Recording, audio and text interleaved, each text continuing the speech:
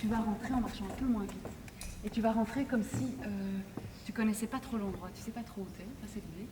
Ce procès fictif, ça raconte l'histoire d'une petite fille, Sarah, qui a 9 ans, qui vit dans une famille qui est pleine de souffrance, avec une maman alcoolique, en dépression, un papa violent, qui a été ordonné de ne pas s'approcher de la famille, mais qui revient de temps en temps. Donc on est au tribunal de la jeunesse, et on va se demander si, pour son bien, il faut la placer en institution ou la laisser en famille avec un accompagnement social. Je veux rester avec maman. Je comprends. Et je te remercie de me le dire. Ça te va si je te pose encore quelques questions supplémentaires? Oui. Alors, est-ce que tu sais pourquoi nous sommes ici? Oui, je crois, oui.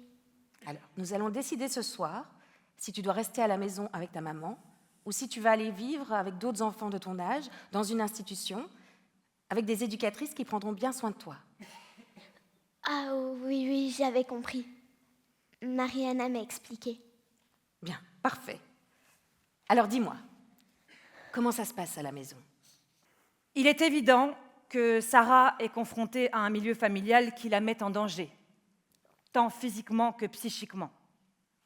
Si Madame Marcelis apparaît comme aimante et voulant le bien de son enfant, on ne peut nier son parcours d'addiction, sa situation sociale et matérielle précaire et les nombreuses dettes qu'elle ne parvient pas à régler. Elle dit elle-même être à bout, en dépression profonde et sans repère aucun. Bien. Et quelles seraient vos recommandations pour protéger Sarah? De façon tout à fait exceptionnelle ce soir, nous nous en remettons à la sagesse du tribunal. Nous n'avons pas de recommandation. Alors, on a évidemment d'un côté le droit de l'enfant à vivre dans sa cellule familiale, le droit d'avoir ses relations familiales avec ses parents, qui est un droit bien établi, très reconnu, incontestable. Par ailleurs, on a aussi l'intérêt supérieur de l'enfant, tout aussi incontestable, tout aussi protégé par la Constitution et les normes supérieures. Et donc, parfois, ces droits rentrent en conflit. Je ne vais pas y aller par 4 chemins. Pour moi, il est évident que Sarah a besoin d'être protégée.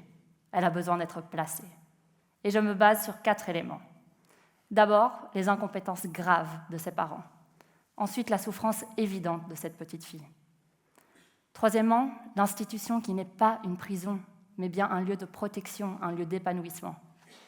Et finalement, l'argument le plus sensible, qui veut que la famille biologique ne soit pas toujours le meilleur environnement pour un enfant. Passons à présent à l'intervention de M. Bernard De Vos, délégué général aux droits de l'enfant, pour qu'il puisse nous apporter un éclairage politique et social sur la situation de Sarah.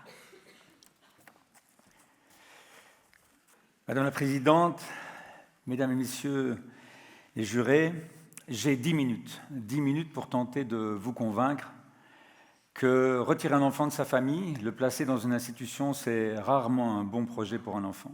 Je défends l'idée qu'avant de placer pour des raisons tout à fait exceptionnelles, on doit pouvoir effectivement à un certain moment retirer l'enfant de son milieu d'origine, parce qu'il est en danger, parce qu'il était l'objet de violences, pour toute autre raison.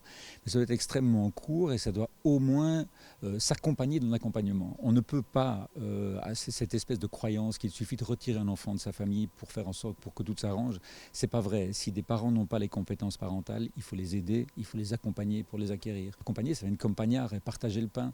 C'est être au quotidien avec les familles les plus en difficulté, avec les familles précaires.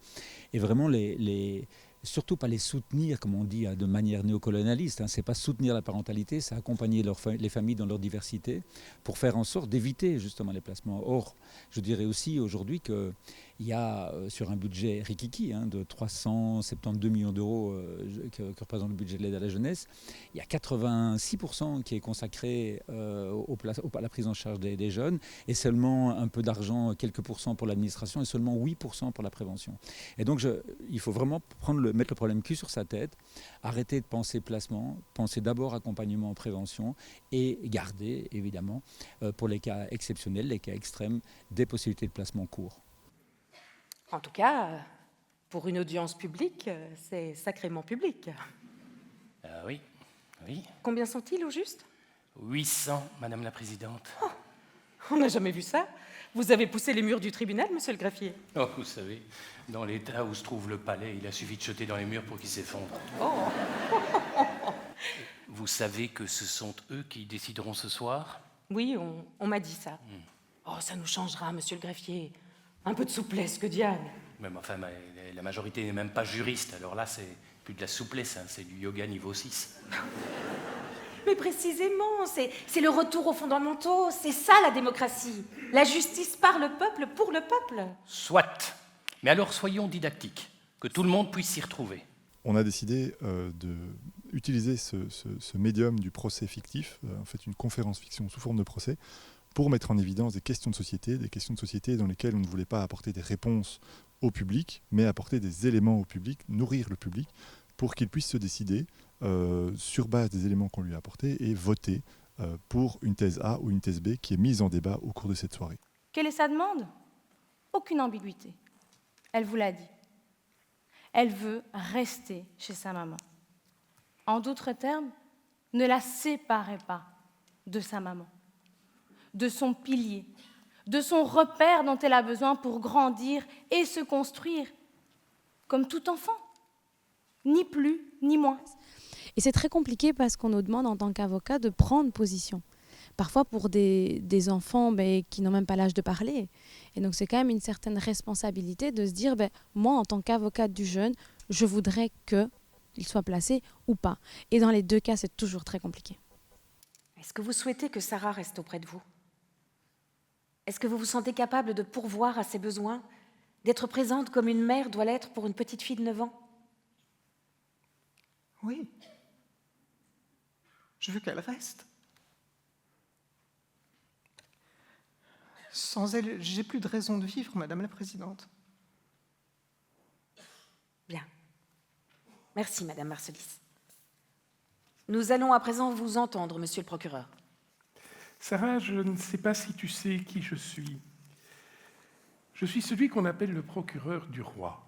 Le roi n'est pas mon ami, je te le dis tout de suite. Je suis celui qui représente la société. Alors, sais-tu qui est la société?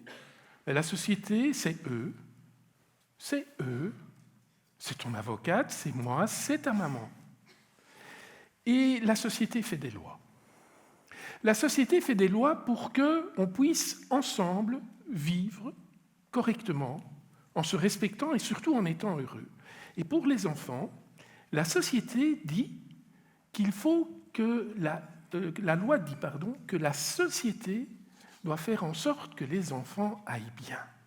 Ce qui est important, c'est avec un public varié, des professionnels sans doute dans la salle, mais aussi monsieur et madame tout le monde qui a envie de s'informer, qui a envie de rentrer dans une logique un peu plus progressiste, plus moderne, plus ouverte.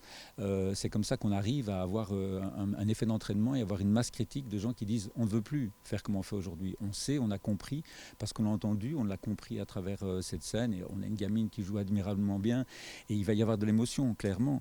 Et cette émotion-là, peut-être qu'elle est génératrice de changements plus que des grands discours, des grandes conférences.